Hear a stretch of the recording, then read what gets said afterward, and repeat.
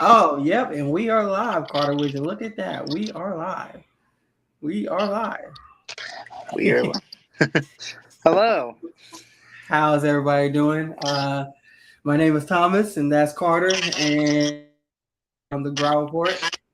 And today we're going to talk about these crazy injuries that's been piling up like crazy. Like crazy. We weren't planning on doing this episode, but more injuries piled up, so we're like, all right, we might as well just make an episode about all of the injuries because there's been so many of them. Facts. We're just like, you know what? We might as well just do it, man, because everything is just, yeah.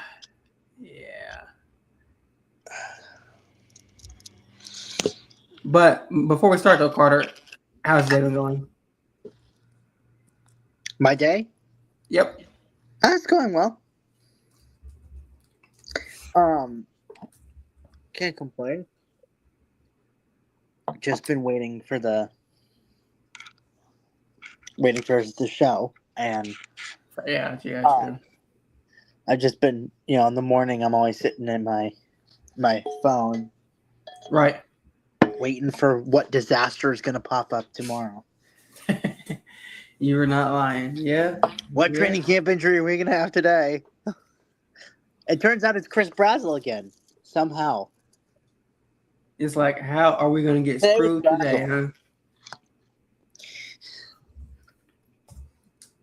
You said what name, Carter? I said today is Brazel.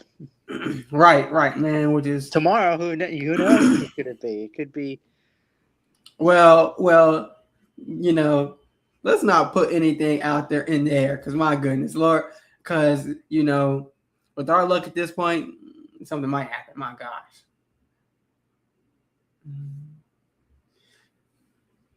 Where'd you go, Carter?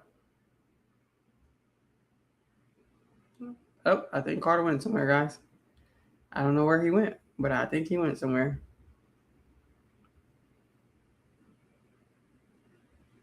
Let me see.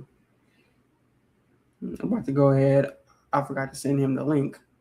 So that's what I'm about to send him the link for our live for YouTube. So we'll see once he gets that. And I have no clue where he went.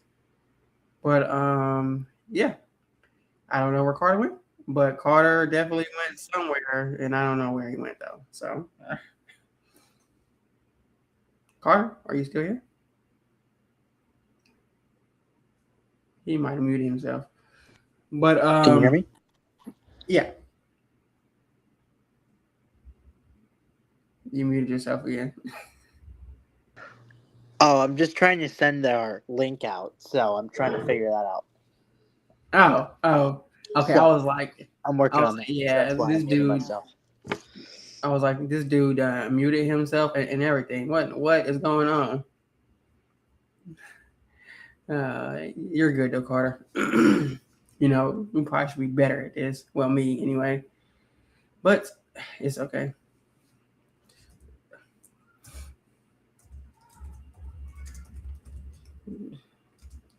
But so, I mean, obviously we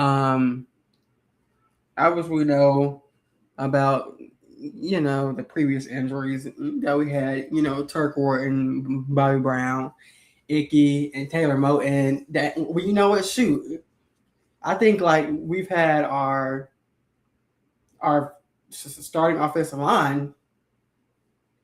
All of them get injured except for the center. Because if Icky didn't get hurt, I don't think that we would have signed Rasheed Walker. I mean, maybe we still did, but like I don't think we signed him honestly. And then like Taylor Moton, he got injured. But we got Icky, Taylor Moton, Damian Lewis is dealing with an injury right now. Rob Hunt is still out. So there's 4 out of the 5 that would have been starting. Yeah. I think that I think they would have picked up Rasheed Walker anyway, because Right. Before the draft, they wouldn't have had Brady Christensen. They wouldn't have had Monroe Freeling, obviously.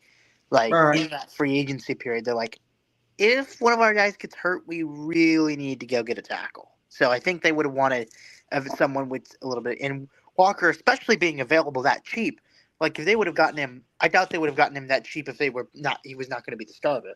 But Right. like, did he have a market? I don't know. But maybe he had more of a market. Maybe the other teams were looking at him as like a swing tackle, and the Panthers were like, "Hey, you can come be our starting left tackle. He can be." And then they got a little bit of a cheaper deal.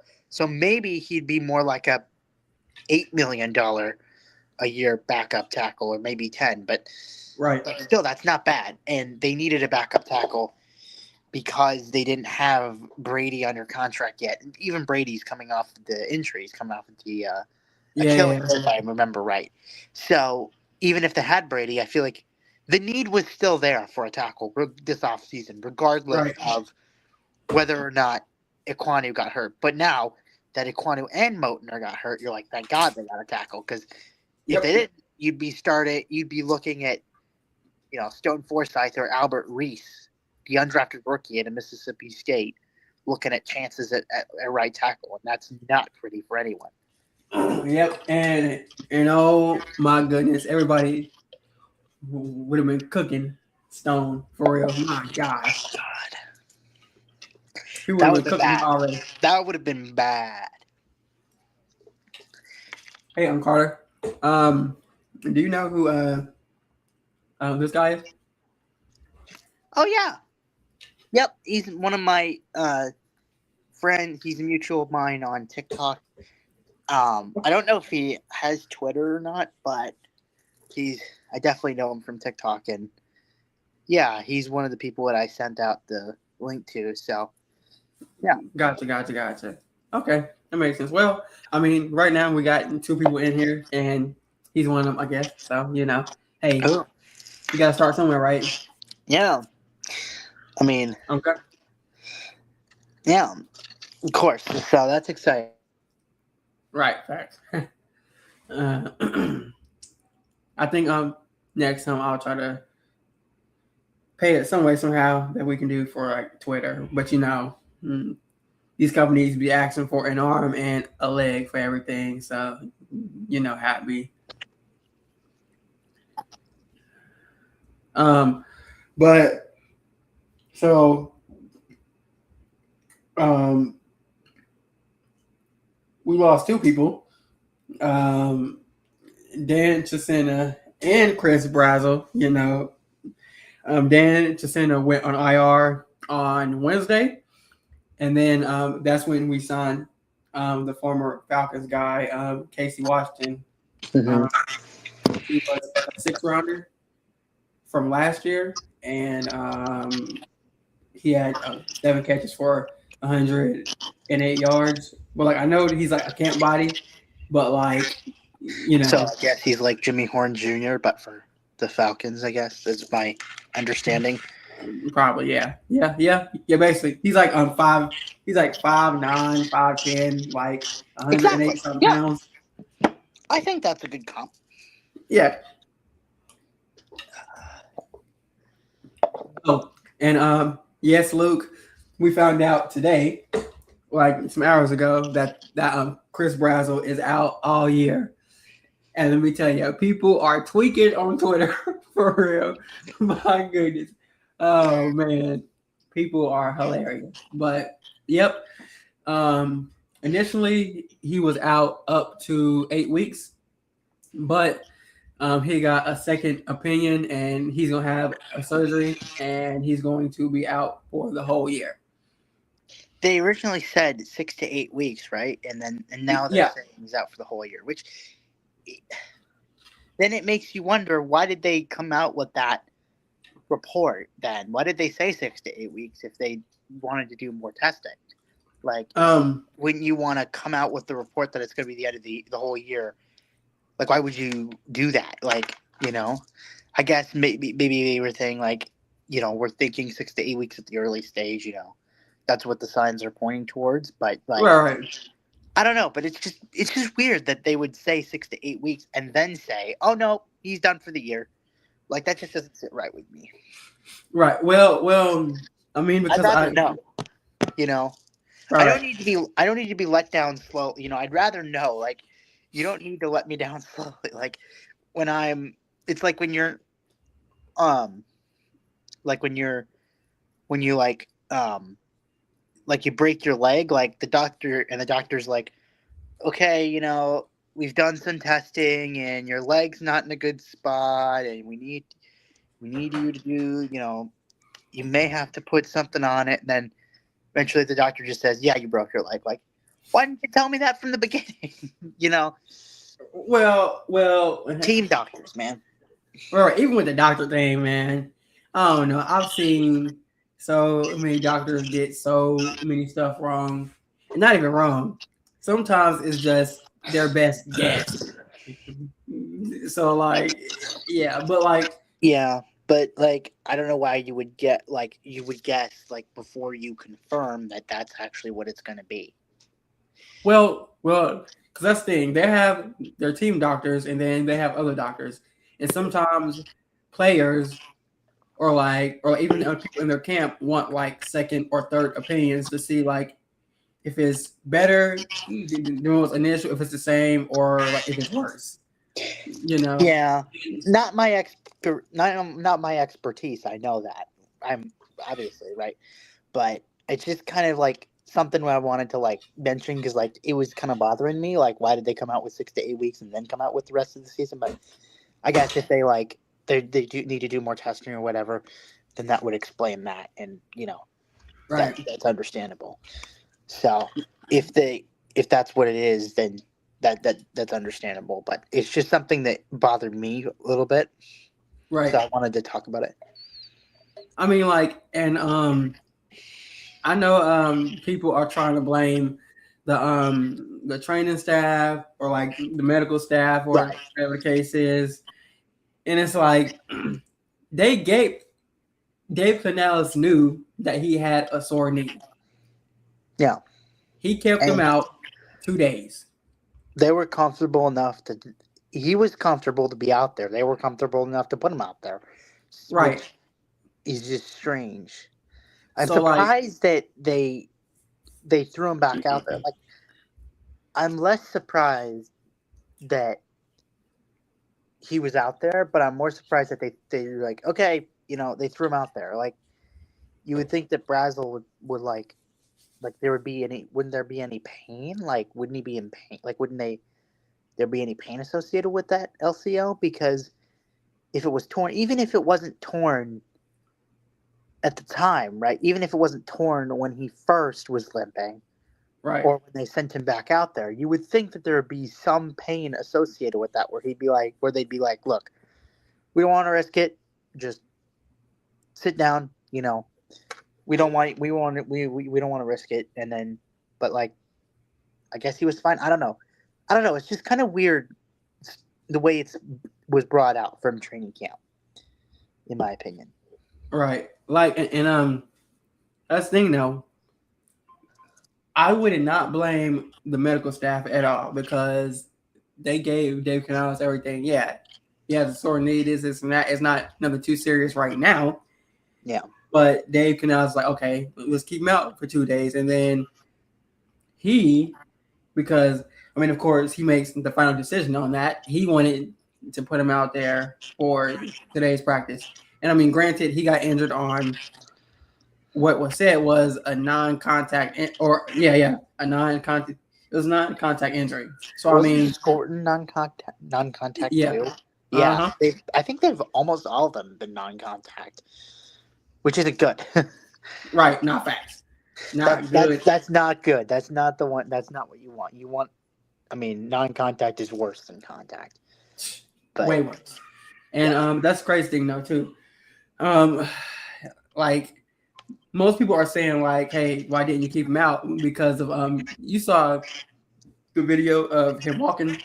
Yeah. Funny, I guess. Right. And Yeah. and like a lot of people was like, why is he walking like that? We know he hurt, but like he shouldn't be out on the field if if his walk is like that. And most people's like, Yeah. his walk ain't right. No. Something's not right with him. But now we know why. But so now it just for the wide receiver room, now you are down and like now you go back to the same room you had last year where it's well with the addition of Mechie, I guess.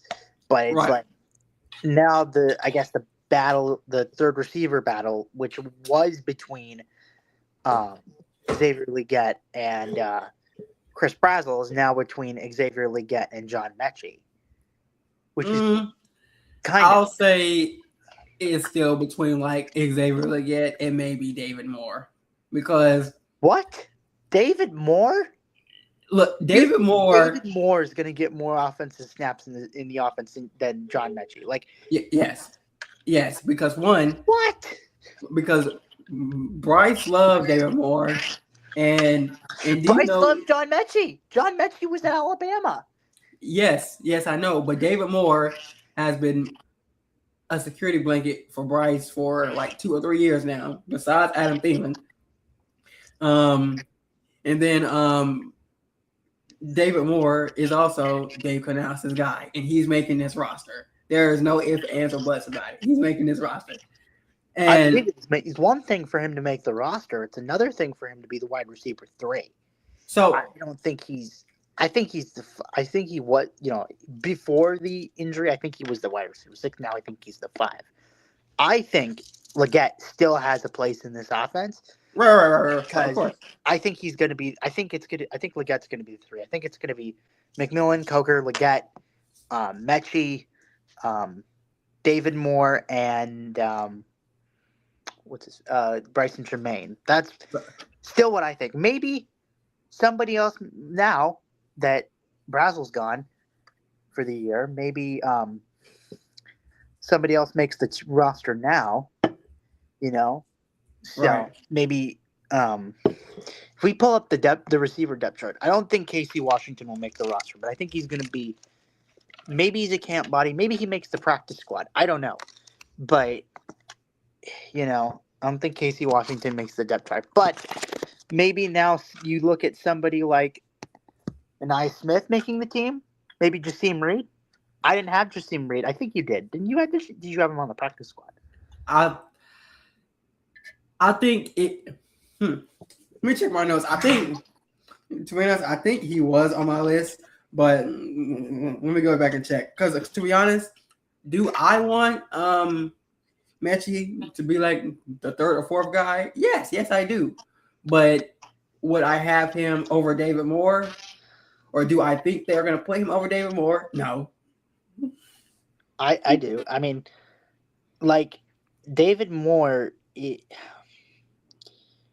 We know, like maybe he gets the chance. I mean, we'll see who's with the first team offense in the preseason, right?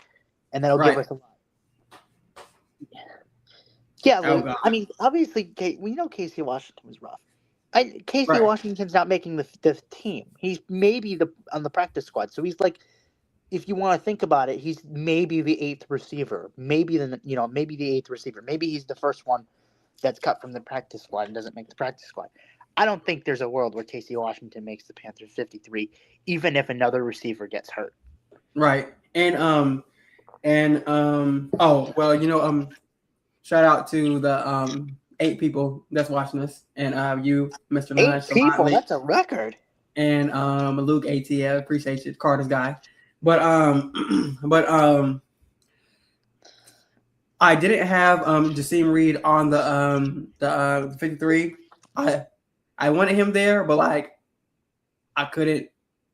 And then I had him as like a weekly protection guy that they protect every week. Now, I think I could see just a world where I think Jasim Reed's going to make the team. Mm-hmm. Or Anai Smith. It's the battle for that last receiver spot. Maybe Bryce. Now Bryson Tremaine's probably the 6th. Maybe Jimmy Horn Jr. still makes the team. Maybe Jimmy Horn Jr. does end up making the team again. Right. Yeah. I think we both had him out, but now with the Brazil injury, everybody moves up a spot. So maybe JHJ does make the team when I didn't have him initially making the team. So it's just like we'll do our 53-man roster after the preseason's done, so we can we'll have a better idea of who's making the team in that one. More so than we would before preseason. That's before the preseason is really just to get our opinions on the players and tell us why we think X player will do well in the preseason. But obviously, you got to play the games. So Right. And oh man, yeah, because my wide receiver room definitely is shot a little bit, just a little bit, not by much. Because to be honest, I didn't know who they were gonna keep on the roster besides the top three or top four. Let me say top four. Really. Right. I But doubt after that, but yeah, who knows? And it's still up in the air. Like you don't really know who's going to make the team. It's still kind of up in the air.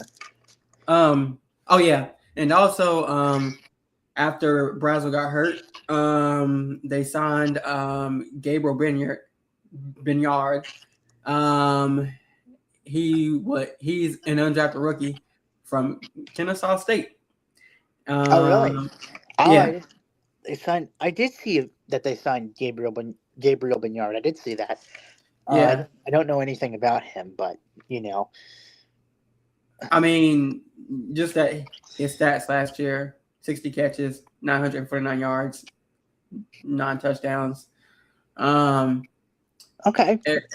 Maybe he makes the practice squad over Casey Washington. Right.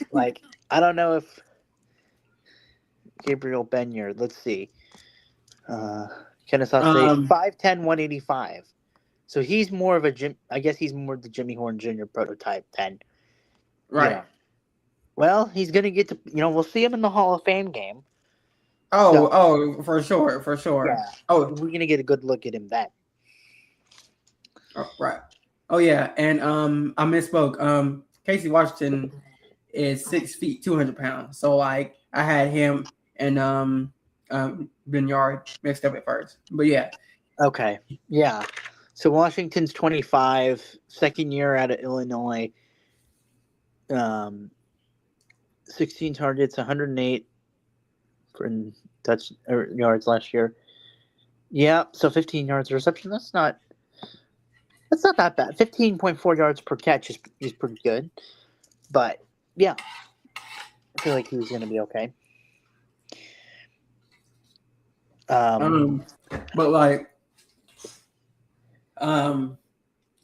these injuries are piling up early. But I mean, they all suck at this point, honestly. They suck. But I would rather them happen now than later on in the season. So yes, it sucks. And yes, I know people are thinking about jumping off of a bridge at this point, but I'd rather them happen now than later on. Sure. I mean, and they're impactful, but I get it. But they have depth in these areas, right? That you can tell yourself is for example, the edge room, right? You can tell yourself if you look at the defensive line, you have Nick Scourton hurt, but you have Jones, you have Prince Umanmielen, you signed Travis Gibson, maybe Hampton, but okay, now you have guys that can now you have some interesting players. You still you signed Cam Gill. You have players that you can use and play, and that I think will be okay. Right. And you can work with this as a rotation.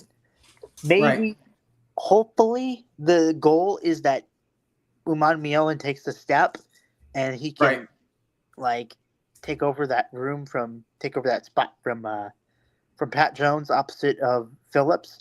Right. Okay. Back, but That's the idea. That's the hope. And it's a big year for Princey Emmanuel because third round pick. That's not. I mean, that's a pretty serious investment they made into him. And like the guy needs to step up his pass rush because that's what he was at Ole Miss, right? Right. You're looking for. I'm looking for like 6 sacks from Princey Emmanuel this season. Like, need Okay. to show me something. You know what I mean? Yes. So like, I mean, do I hope he's gonna have 6 sacks? Maybe not. He might have 4. But That wouldn't be awful. this definitely is like a big hint. Disappointing. Like But that would be kind of disappointing in my opinion. Like 4 wouldn't be terrible, but like you're looking for him if you want him to take that step. You need him to, you know. And also, if he's not going to be a good run, you know, if run defending is not necessarily a strength of his, he needs to replenish that value elsewhere. Like we know about the speed rush, right? We know about the explosiveness and the length he's got, but like he doesn't really have he kind of lacks play strength, and you know he's not really a run defense guy. You know, he's not really a guy who's going to power inside and stop the run. He's more of a speed rush off the edge type, which is fine. But that means he's going to need to up his pass rush if his run defense is going to be lackluster, let's say. yeah, and doesn't, you know. Well, he's more of a trait guy than you would want. Him and Nick Gordon are always going to be tied together, for us at least. Yeah. Because they got drafted right after each other, and because Dan wanted both of them, you know. So he got them both. So like, I mean, you know what? Maybe Princely is like a situational pass rusher for us, and like he gets in on certain downs or certain packages, and he does great. I wouldn't be mad at that. Yeah, I wouldn't necessarily call him a designated pass rusher. He's more situational than he's not designated because he's there to collapse the pocket, and you need somebody on this defensive line, right, who's going to get the sacks, right? Because you have a lot of guys who are pressures. You need guys who finish. Derek Brown, somebody who gets pressures and collapses the pocket and does a great job of getting his hands up, but isn't necessarily a sack guy. Okay, yeah, that's true. Jalen Phillips known for pressures more than sacks. Bobby Brown, Patrick Jones. Like, you need a guy. So, like, maybe Lee Hunter can help be that guy. If maybe Lee Hunter and Princey Emmanuel, you'd love for them to step up and be those sack guys. But obviously, you're expecting a lot from Jalen Phillips, and a lot on the plate of the pass rusher that's going to be opposite him, and I think that's going to be something that I think it's going to change throughout the season. Maybe Pat Jones is that guy week 1, but I could see a world where Princely Emmanuel is that guy come playoff time, because we know this guy's an exciting speed rusher, so we just see it. I think that having Devin Lloyd is going to help. Obviously, he's going to help a lot in terms of course, being much better in coverage, which is obviously going to give the players more time to get to quarterback. It's going to give you more time, and having somebody like Devin Lloyd is going to help with the pass rush. Even if Devin Lloyd's not necessarily, even if he's not necessarily a pass rushing linebacker himself, right? His coverage, he's going to take the middle of the field away, which is what the Rams were doing in the playoff game. I mean, the Rams were just throwing the ball in the middle of the field, and they were attacking Christian Roseboom because they couldn't attack the outside because you had J.C. Horn and Mike Jackson. Even when Horn went down, Mike Jack was still covering the outside. So, like, They were just attacking the middle of the field because that's the way they could do it. And they won, and the Rams won that game because the Panthers did not have a Devin Lloyd in the middle of that defense. They do. I think that game is a different story, but you need to. I think Devin Lloyd is more than a takes away the tight end type of linebacker. You know what I mean? Right. He offers you a lot in terms of his ability and his movement and coverage and his long hands. Right? He's a big guy. Devin Lloyd is. Let's see. Devin Lloyd is 6'3", 235. Okay. And that's a good frame. I mean, he's got the long hands, right? So he can get up and swat things down and, get in passing lanes. And that's what you want. I mean, Trevin Wallace and Christian Roseboom were tap dancing and struggling in coverage last season. And I think you need that player. And he was like, also I know that once they actually changed, they played better, but like it wasn't for long either because Trevor Wallace got hurt. And also at first, Roseboom was the green dot at first, and then they switched to Trevor, and then Trevor got hurt. I'm like, bro, we just can't have nothing, can we? Nope. Nope. Like, how many injured players got hurt in that game? Facts.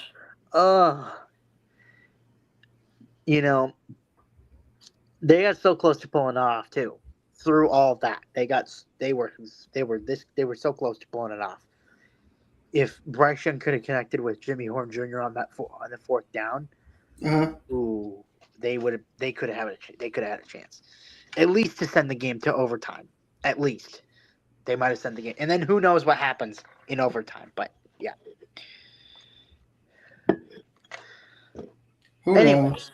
But I mean, these injuries are definitely going to be killing us, to be honest. Yeah, but let's go over the other injuries we can talk about. So you have Nick Scorton. It was the ACL. We haven't talked about Taylor Moton yet. Right. And I think it's a good time to move to the offense.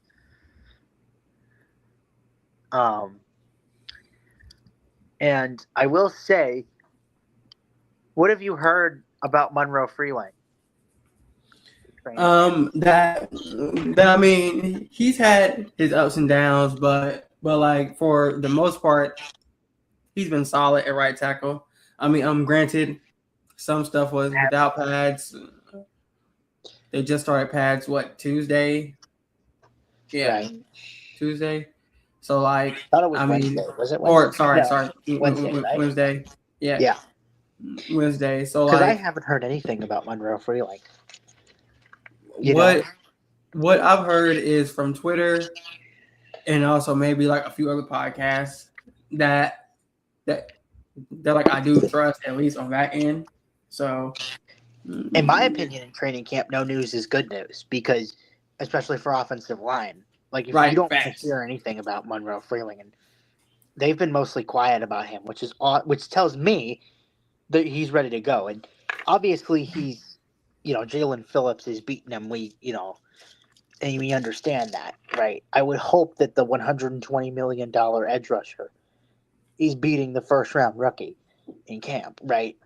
But it seems to me like he's holding up his own, which is great because I was worried about him moving to the right side from left tackle because he's played left tackle his entire collegiate career, and people are saying, well, he's a versatile offensive lineman, and I'm like, yeah, but still, the transition from left tackle to right tackle is an incredibly, incredibly tough one to make because you're shifting your entire body. If you think about it, right, it's like driving. Imagine we live in America, right? So we drive on the right side of the road. So imagine you got on a flight to England and it's like, okay, here's the GPS. Drive me home. Like, and they drive on the left side of the road. You've got to switch everything. You got to switch your brain and you got to make sure you're on the left side of the road now. Driving in England after driving in America is incredibly difficult because you have to switch everything and swap it. That's what Monroe Freeling's doing in training camp right now. He's switching his pass sets to left side. Anytime he sets out, he's now going to the left instead of going to the right, right? He now needs to be worried about getting his hands up, but he has to make sure, you're worried about him. I was worried about him moving from left tackle to right tackle. Same.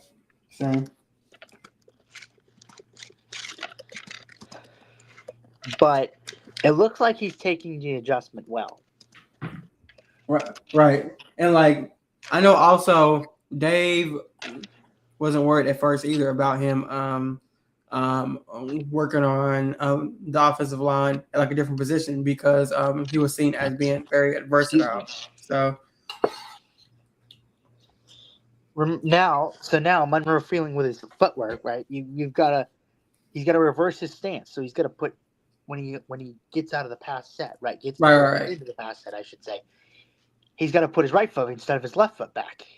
Yep. And then in the kick slide, you push off your front foot and slide backward, but you got to push with the right foot. And then obviously in the first step, you fire out with your right foot in the run instead of the left foot. So, and then you got to, make sure you punch with your opposite hand because you're on the other side. And, you rely on your left hand as the anchor.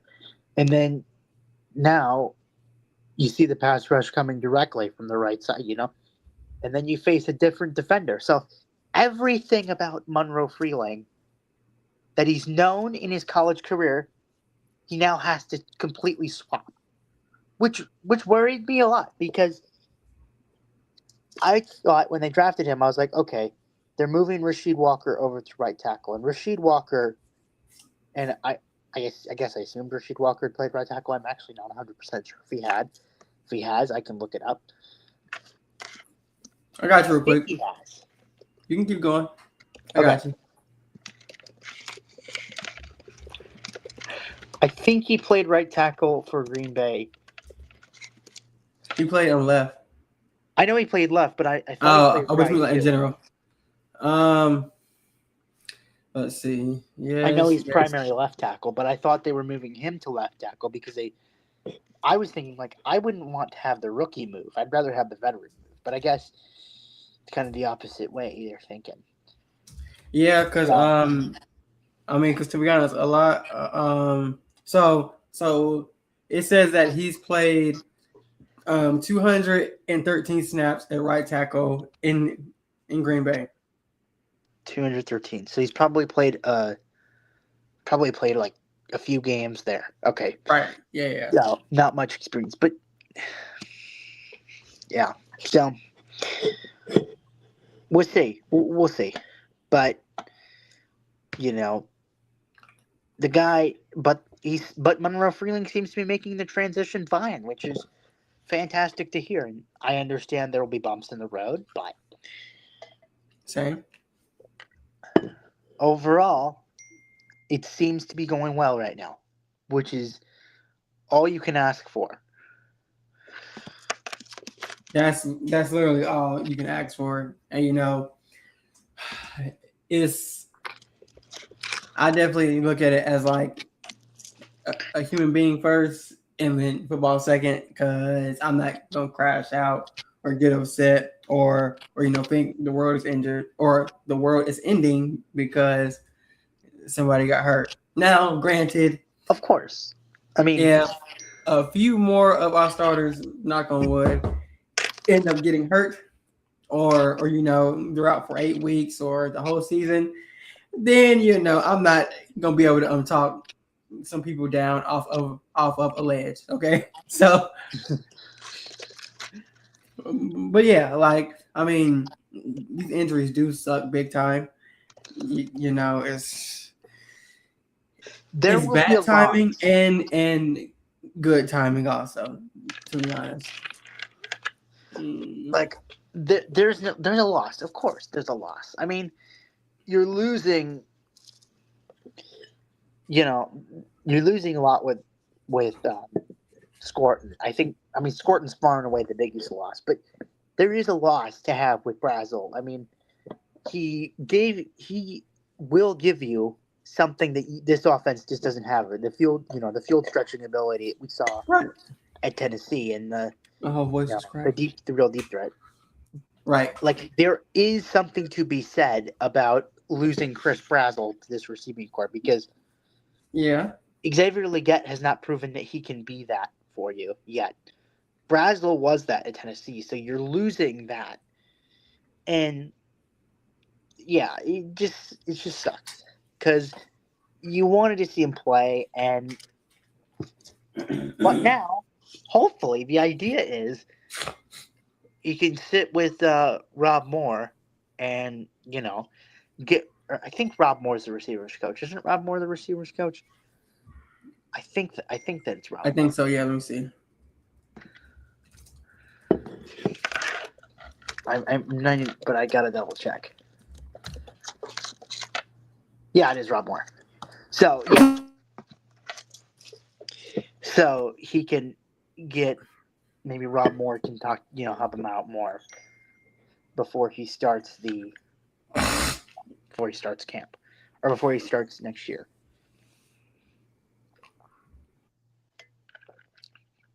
Especially now, because Rob Moore's helping everyone, and during the season, I guess maybe Rob Moore can help him during the season. I'm not sure what the position coaches do during the season, but like maybe during games, because there's not much that the assistant coaches can do during games. It's mostly just the coach, right, and the coordinators that are doing it. Maybe the coaches do something. I don't know what position coaches do during games.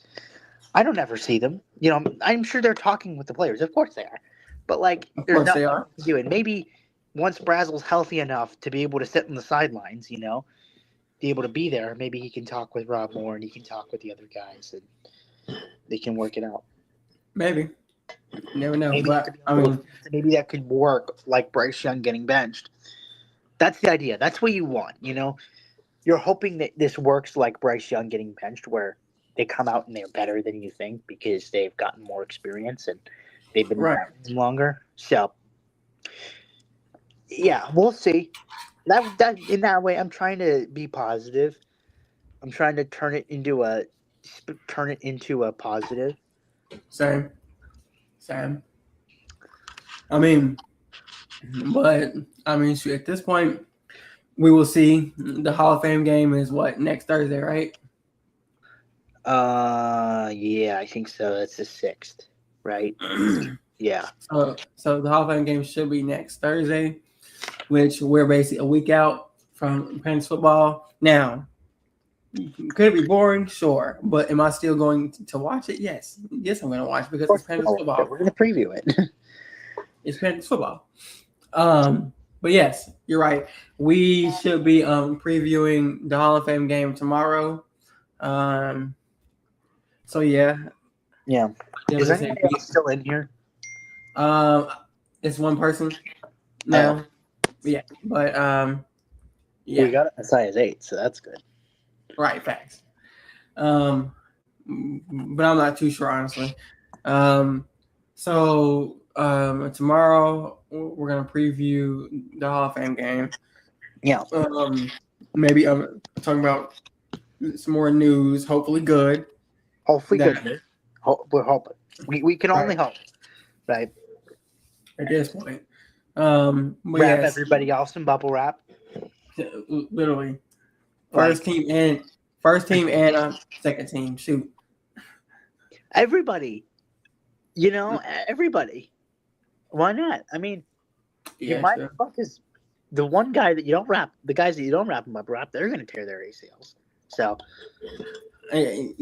not wood again. Right. No, but right. Yeah, but these first 2 weeks have definitely had people going crazy. But you know what? We have the Hall of Fame game next week. Yep. Luke Kuechly is going to be in the Hall of Fame, so we are definitely going to talk about that and everything else. Did you Yeah, see what he's doing with Netflix? Netflix. Oh my gosh, yes, I did. That's so cool.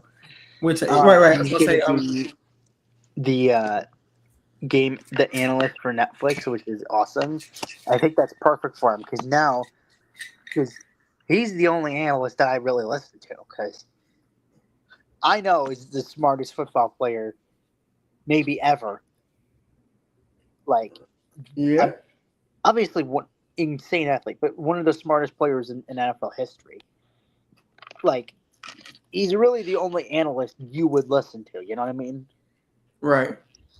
If Luke Kuechly's talking about something, your ears are perked. Yep. Yeah. And somebody was like, "Well, at least we know what every team's plays are gonna be." So that's funny. Yeah, Nah, but yeah, that's good for him. Shout out to Luke for getting that deal too. that's I awesome. mean, he still is gonna be one of our main um broadcasters also, but like he's still gonna have to do like a few games He's mainly doing the for Netflix. Netflix thing on the side, yeah.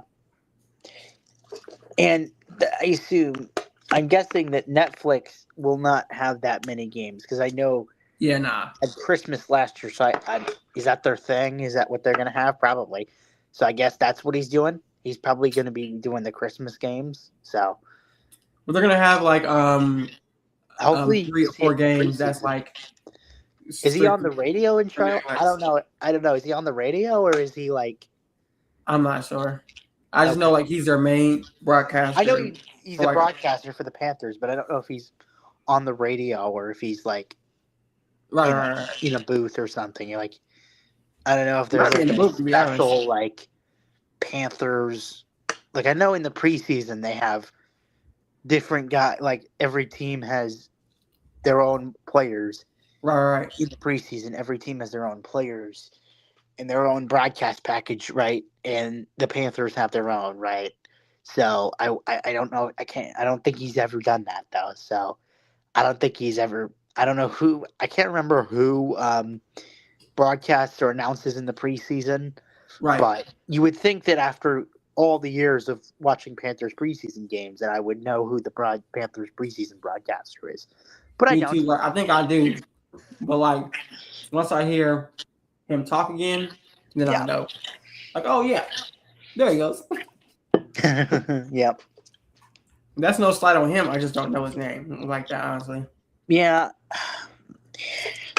I guess I'll look it up. I thought Steve Smith was doing it. Didn't Steve Smith do it? One guy I think was called Anish. I think that was one guy.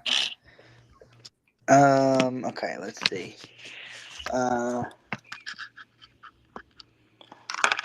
Okay, that's not helpful. It's telling me the broadcast package is something. Let's see. Announcers. Here we go. Anish Shroff. Yep. That's There right. you go. See? Okay, so there you go. yeah, I they knew. bring back. So it says rotating franchise legends, including Jake Delhomme, Jordan Gross, and newly expanded radio media voice Steve Kuechly. Carlos Yep. Ramirez and Arena Figuera do the Spanish broadcast in Telemundo. So Oh, see, look. At least I did know. Anish Shroff, yeah, Right. Yeah. I knew. good. I knew about. I Yeah. knew they had former players. I thought Steve Smith did it 1 year at least. Or He did like 1 or 2 games, but it wasn't like him mainly there. Though. I thought didn't he do that last year or the year before? Yeah. He did it too. Last year also. Oh man. But Carter, is there anything else about the injuries that we need to talk about? I mean, like we hit like the other ones last episode also, so it's like Yeah, there. Here, let me pull up the injuries again, because you have, Damian Lewis is dealing with something. Dirk Wharton, Robert Hunt, and we know what was last season. So I guess, so I hope that I know Mitch Evans should be okay for week 1. I'm Yep. guessing Damian Lewis and Robert Hunt will be fine, and Bobby Brown is what I'm guessing. Dan Chisena, I don't know what's going on with Dan Chisena, but he's on injured reserve. He's not injured. Okay. Yeah, I heard that, that's why we signed Casey that's why Washington. he signed Casey Washington. Okay. Yeah. It. Okay. Got it. Okay. And he was more of a special teams guy anyway, and like a practice squad guy.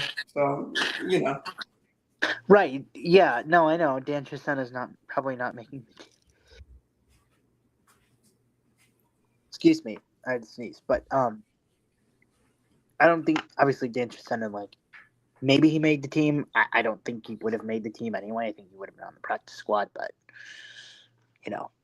he's probably he's on the team, and now Casey Washington takes his spot. So we'll see.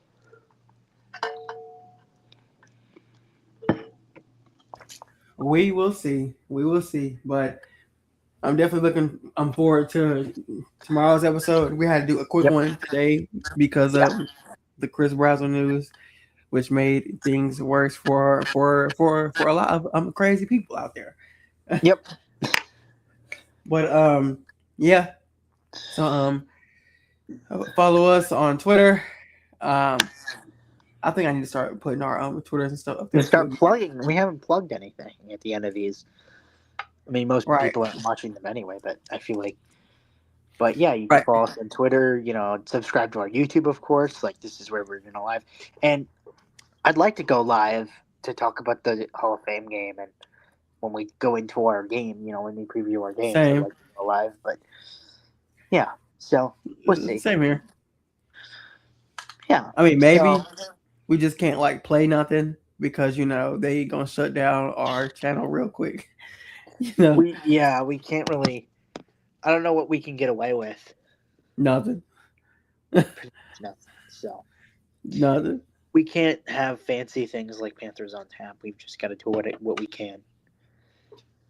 We aren't allowed those luxuries. Not yet, anyway. No.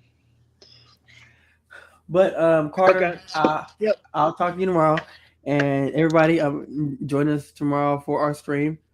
If we go live, we might pre-record it. I don't know yet. We'll see. I think so, but we'll see. We will see. But everybody have a good night, and we will talk to you later. All right. Bye. 1 second.